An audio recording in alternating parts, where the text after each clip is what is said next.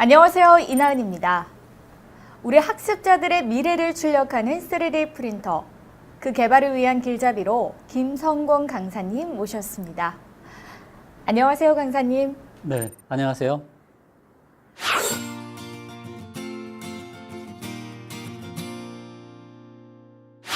강사님, 오늘 다뤄야 할 내용은 어떤 것인가요? 시장에서 요구하는 3D 프린터의 회로볼을 개발하기 위하여 설계 조건을 분석하고 제어 회로를 설계하여 설계 신뢰성을 확보하는 방법을 학습해 보도록 하겠습니다. 네, 그럼 어떤 내용부터 시작할까요? 3D 프린터 개발 요구사항에 따라 기능별 부품을 조합하여 3D 프린터 제어 회로를 작성할 수 있어야 합니다. 제어 회로 설계요? 그럼 회로도 작성하는 법도 학습해야겠지요? 네, 회로도 작성하기부터 그럼 차근차근 검토해 보도록 합시다. 3D 프린터 제어 회로 설계에는 전자회로 설계에 대한 기초를 기반으로 요구기술 구현을 위한 기능성 부품을 찾아 조합하는 과정을 통해 회로를 작성할 수 있게 됩니다. 네, 강사님 그럼 전자회로에 대해 좀 더 자세히 설명 부탁드리겠습니다. 전자회로 기초는 키르히호프 법칙으로 설명할 수 있을 것 같네요. 키르히호프 법칙이요? 저항이 무엇인지는 알지요? 전기는 전기장이 형성된 도체를 전자가 이동하면서 생기는 흐름이며 이때 전기장의 세기가 전압, 전하의 이동량이 전류, 이들의 흐름을 방해하는 힘을 저항이라고 저는 알고 있어요. 하지만 도체 분파되거나 여러 저항을 거치게 되면 이들 물리량이 달라지죠.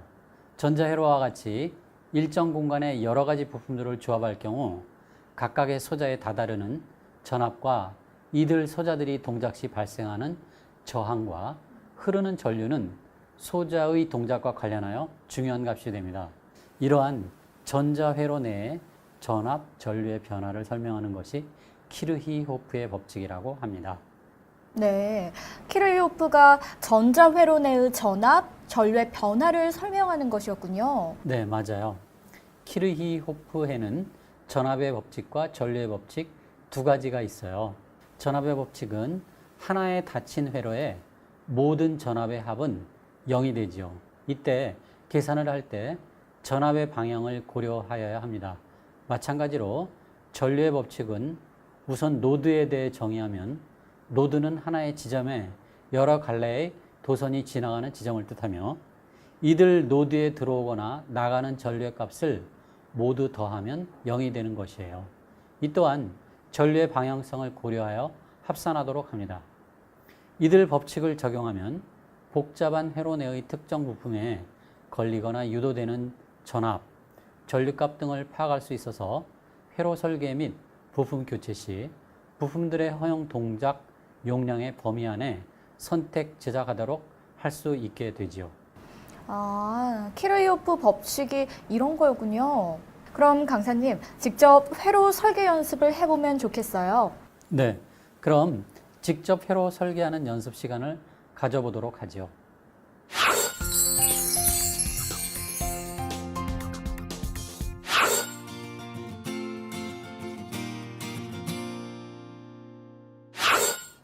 자, 이번 시간에는 3D 프린터 개발을 위한 제어 회로 설계하기를 실습을 통해서 학습해 보도록 하지요.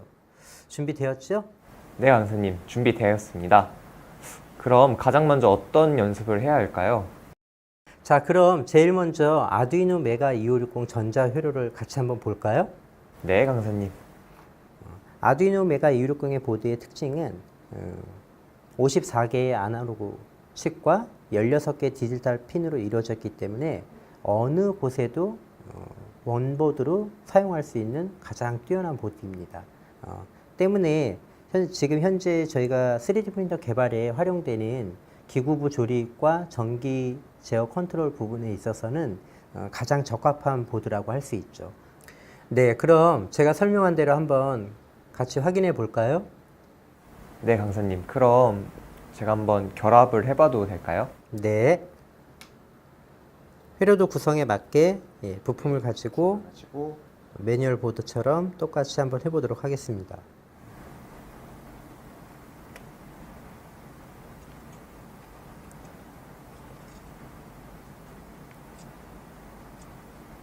네, 핀열 연결이 제대로 되었나요? 네, 연결 제대로 된 것 같아요. 어디 한번 같이 볼까요? 반드시 핀열은 정확하게 삽입이 되어야 합니다. 네, 이제 되었네요. 예. 네, 이렇게 아두이노 메가 260 보드와 램프스 1.4 보드의 결합 상태를 우리가 실습을 해 보았는데요. 램프스 1.4 보드의 다음 실습 부분인 회로도상의 스텝 모터 드라이브 영역에서 모터 드라이브 영역을 한번 실습을 해보도록 할까요? 네, 그럼 제가 한번 모터 드라이버를 직접 결합해 보도록 하겠습니다. 네.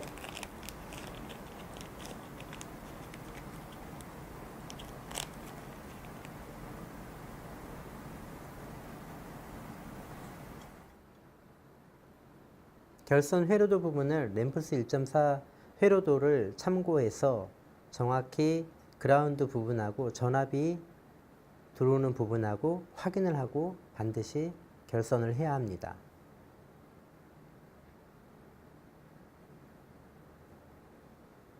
확인되었나요? 네, 그럼 한번 실습해 보도록 그럼 하겠습니다. 직접 한번 결합해 보겠습니다.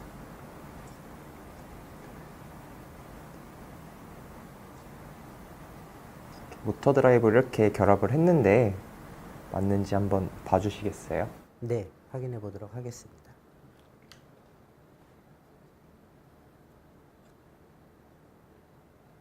네, 전압이 들어오는 부분하고 전류가 흐르는 방향, 그 다음에 그라운드가 되어 있는 GND 부분이랑 정확히 결선이 된 것을 확인하였습니다.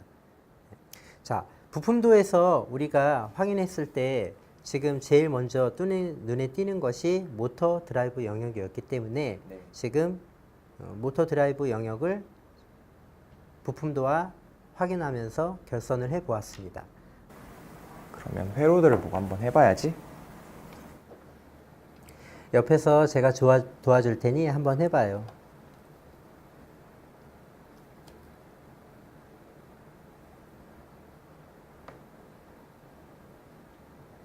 한 가지 잊은 게 있는데요. 모터 드라이브 분주율을 확인을 했나요?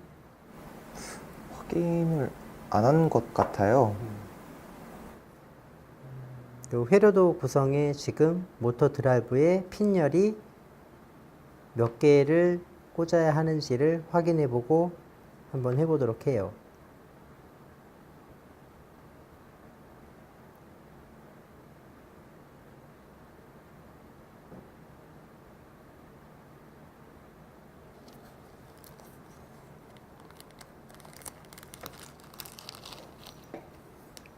분주율이 확인이 되었나요? 네, 확인한 것 같아요. 회로도상에선 16분의 1분주로 되어 있는데요. 네, 그럼 핀열을 한번 장착을 해보도록 하겠습니다.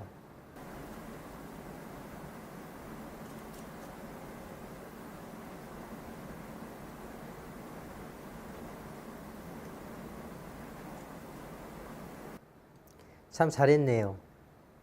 두 개를 꽂으면 8분의 1 분주율이 되겠네요. 네, 맞아요.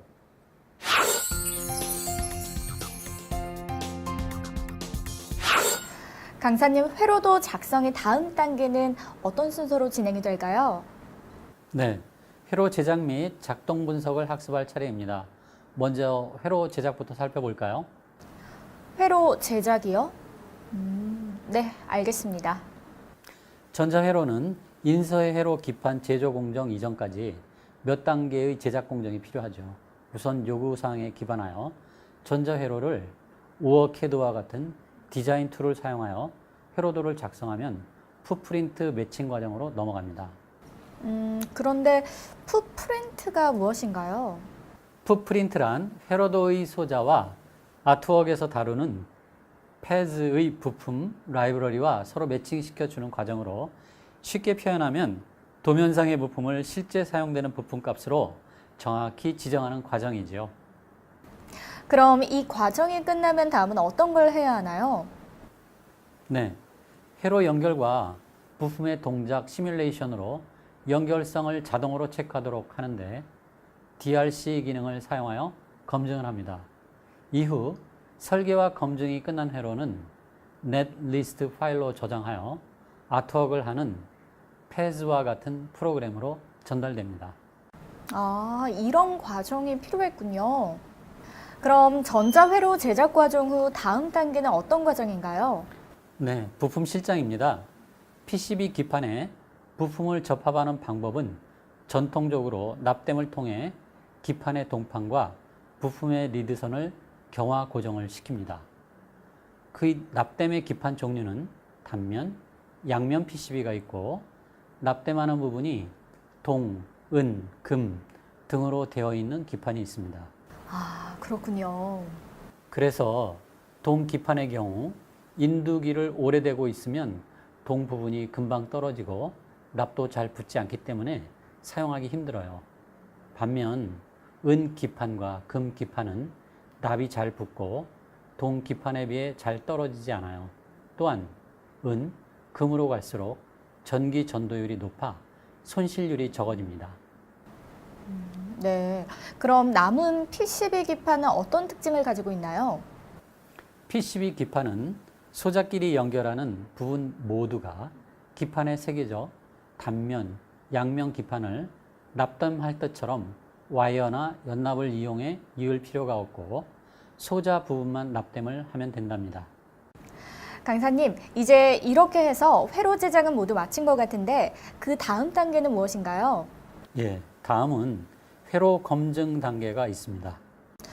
회로 검증은 회로 제작 후에 제대로 회로가 제작되었는지를 확인하는 과정이라고 볼 수 있겠네요. 네, 그렇죠. 부품의 동작 성능과 배선 연결 등을 검증하기 위해 멀티미터를 사용하여 부품 간 혹은 포트 간 연결 및 신호 체크를 하는 것이라고 볼 수 있습니다. 먼저 멀티미터를 이용한 저항 측정을 살펴보도록 합시다. 저항 측정이요? 네, 저항 측정은 멀티미터 내부의 전지를 이용하여 외부의 프로브에 연결된 저항에 전압을 인가하여 전류를 측정하는 것을 의미합니다. 그럼 강사님, 저항 측정은 어떻게 하나요? 저항을 측정할 때는 회로에서 분리하여 저항 단독으로 연결을 해야 합니다. 회로에서 연결된 상태로 저항에 전압이 걸려 전류가 흐르고 있을 때 멀티미터의 프로브를 연결하면 멀티미터의 전압 인가와 외부 회로 전압 인가가 중복되어 정확한 측정이 불가능합니다.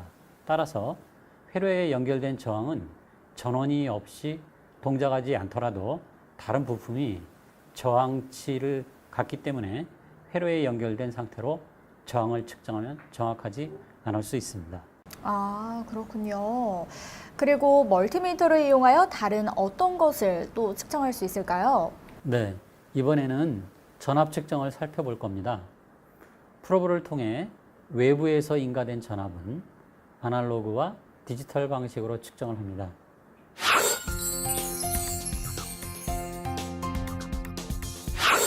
네, 이번 시간에는 H브리지 회로를 이용한 와이어링 실습을 해보려고 해요.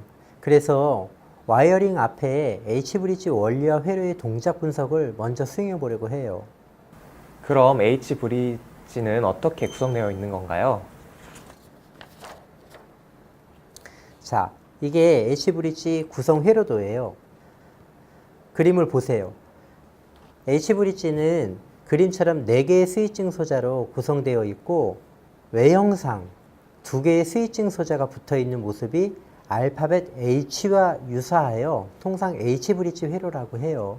작은 전압으로 큰 전압이나 전류를 증폭할 수 있는 증폭 기능과 전류 방향을 전환할 수 있는 방향 전환이 있어서 보통 DC 모터나 스테퍼 모터 등 모터 드라이브로 활용된답니다. 우리가 지금 개발하고 있는 3D 프린터에도 스텝 모터가 바로 이 경우이기 때문이죠. 그 외에도 전자석 시스템 등 전류 제어 회로에서 많이 사용되는 회로예요.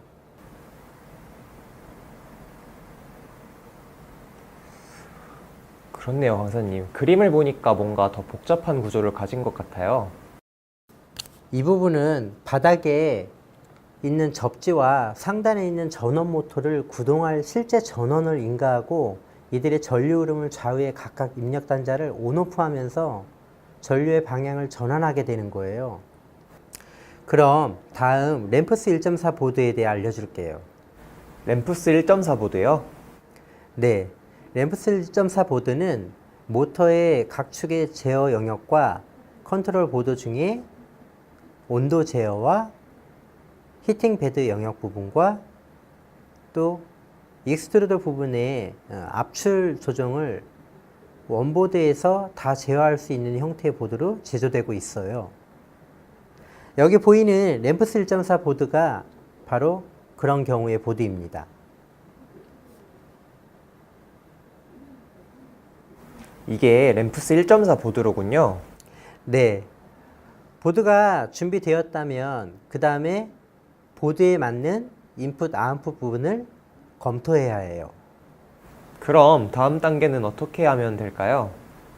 네, 램프스 1.4 보드의 전자회로도상에서 저희가 선택한 부품들을 각각 다 장착해 보았는데요. 그에 따른 설정 범위를 저희가 한번 실습을 해보도록 하겠습니다.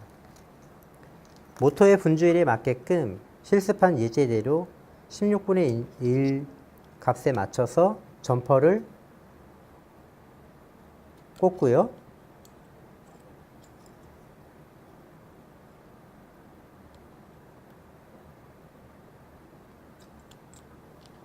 이 상태에서 스텝 모터가 모터 드라이브로서의 역할을 제대로 할 수 있도록 배선을 연결해 주어야 해요. 할 수 있을 것 같나요?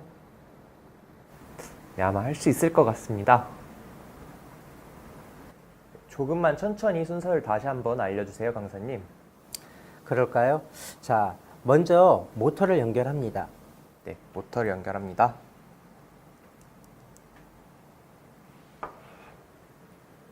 이제 3D 프린터 구동부에 많이 사용되는 네마 17 스태핑 모터의 4개의 선을 M1, M2, out 1과 M1, M2, out 2에 연결해 보세요.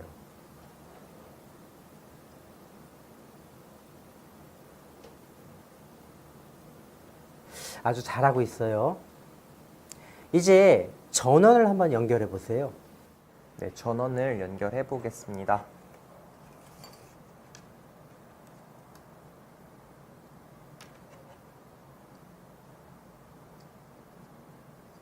플러스 단자가 확인되었나요?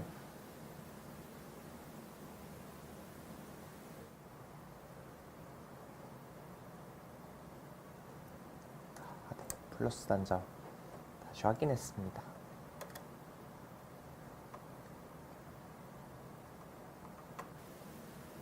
(12V) 전원에 인가된 부분에서 이제 다음은 V- 단자의 마이너스의 단자를 결선하겠습니다.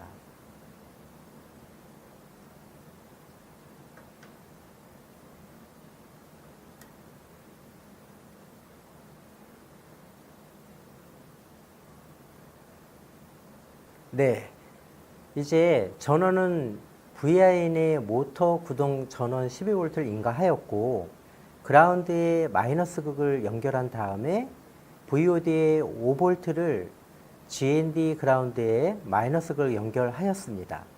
이제 전원 연결은 다 된 것 같은데요. 그럼 이제 신호 연결을 한번 해볼까요? 네, 강사님. 각 연결된 것을 매칭시키면 될 것 같은데요. 맞아요. M1, in 1은 M1, out 1에 스위칭하고 스태핑 모터의 4개의 선 A, A와 B, B가 연결된 아웃포트의 위치에 따라 신호선을 각각 M1, IN1, IN2 및 M2, IN1, IN2에 연결하면 됩니다. 그런데 저희는 램프스 1.4 보드를 활용해서 STMP 스위칭 파워 서플라이에 사용하고 있기 때문에 V-는 마이너스 단자에 V+은 플러스 단자에 연결을 해서 각각 맞췄습니다. 네, 강사님 그럼 저희 연결을 다 한 것 같습니다. 연결 상태를 한번 볼까요? 네.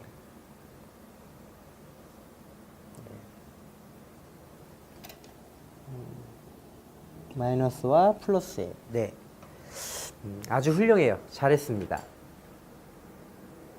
이제 마지막 단계만 남았어요. 설정 배선을 연결하는 것이 마지막 단계입니다. 네, 강사님 그럼 어떻게 하면 될까요? 네. 3D 제어보드의 4개의 신호선을 통해 연결된 스티핑 모터를 구동하려고 해요. 이러한 신호에 따라 원활한 구동을 위해서는 회로의 기능 설정을 미리 정해 주어야 합니다. 회로 사용을 보면 PWM D2P는 항상 로우가 입력되어야 하고 PWM D1 및 에너블 포인트 2에는 항상 하이가 입력되어야 하기 때문에 이들을 각각 GND와 VDD에 연결해 주면 됩니다.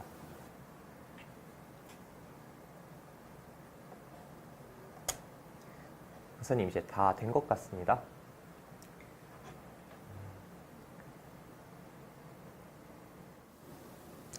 네, 아주 잘했습니다.